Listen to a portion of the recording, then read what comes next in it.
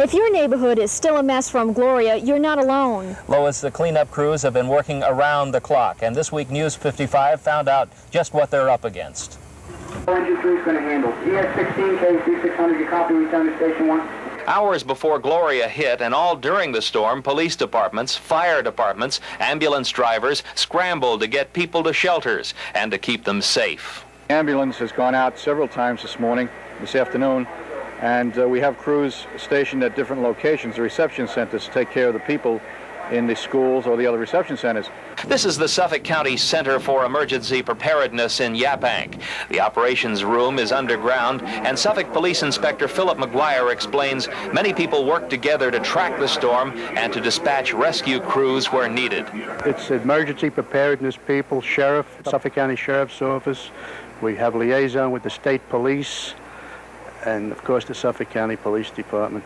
Police officers not only had to keep law and order, they had to direct traffic as well. The eastbound and westbound lanes on Long Island Expressway were closed due to a high-tension wire that fell down across the expressway right down there by the bridge. Well, we had a flare pattern set up and several police cars in the roadway to detour vehicles going eastbound on the 495. Storm damage was so severe, Governor Mario Cuomo sent in the National Guard troops. There are members from the National Guard, New York National Guard, that are here voluntarily. They are in uniform.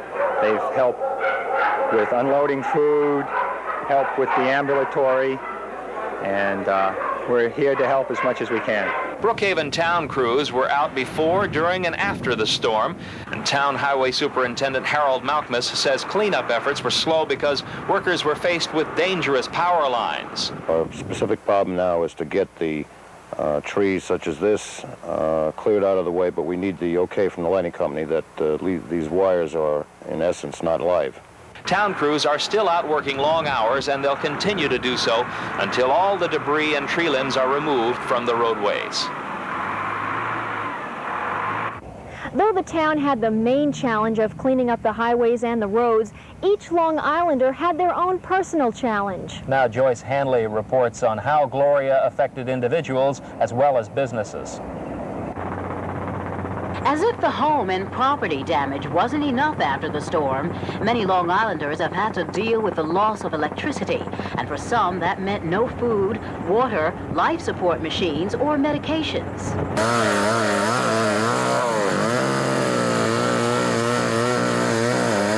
This was a familiar sound just moments after Gloria left us. Many people ventured outside of their homes to assess the damage, and some almost immediately picked up their chainsaws and began working. Well, I got this property, I got other properties around where there's a lot of trees down in southwest Patch York, so I figured I'd get started now. There's not much less to do tomorrow. Dry ice and water were given out to people in need.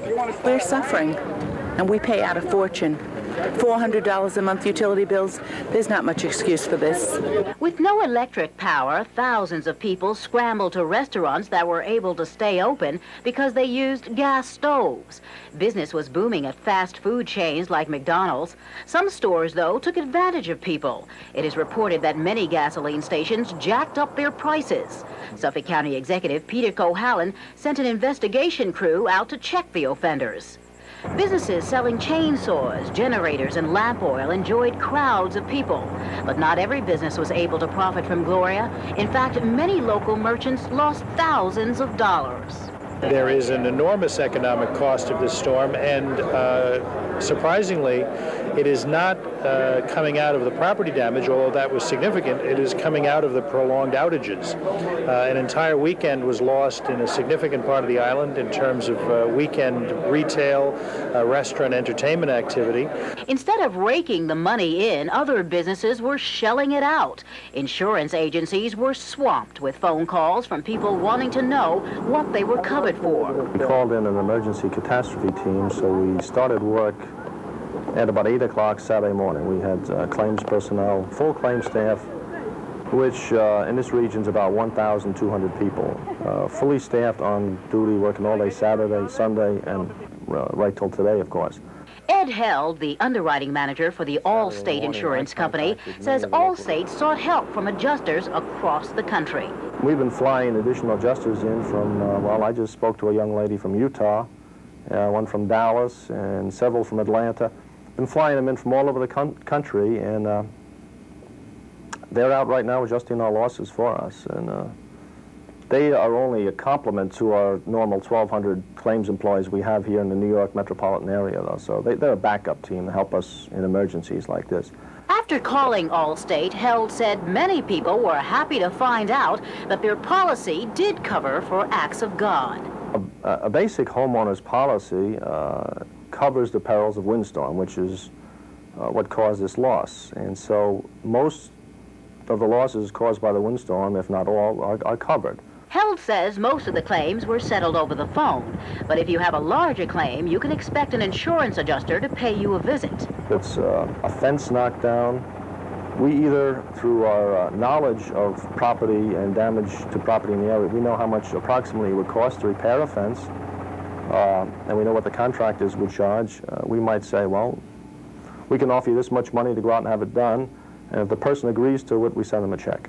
If you think you have a reason to call in a claim to your insurance company, it's probably not too late to do so. Insurance agents say they will be working for several more weeks to try to process all the claims and make payments to customers as soon as possible. For News 55, I'm Joyce Hanley.